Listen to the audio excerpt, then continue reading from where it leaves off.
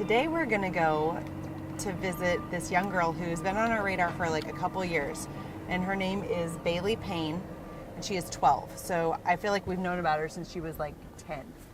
And Bailey, her grandmother is a farmer, FarmHer, and Bailey has grown up around the farm with her and now has her own egg business. They have something like 300 chickens. She's giving me the stop sign. Stop.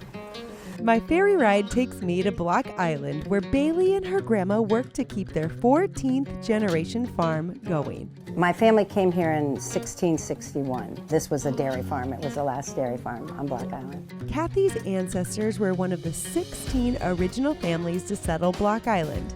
Now her farm is one of the only ones left. My dad was the generation that worked hard to save it. He never sold any land. And at one point our family had 1,000 acres. Today, it's much smaller, but they're here to stay. I just grew up here and I love being here, so yeah, I think I'd stay. I'm gonna die here, and I love it here. And I have so much freedom, and people don't know what that is until they've lost it. And I've lost it before in different ways, and having freedom is worth $1 million in the bank.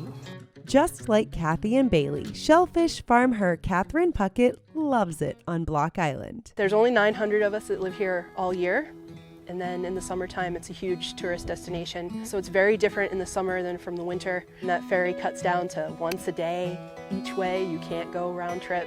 And we get winter storms where it blows like a hurricane for days at a time, and the ferry's canceled and you can't leave the island. So you really have to love being here to live here all the time. Katherine isn't a native, but she's been here several years and doesn't mind limited access to the mainland. No bridge, just the ferry and the plane, a very small plane, and we are out there in nature. It rules everything that we do, the wind, the storms, the good weather, the bad weather, you know, and that's part of life here.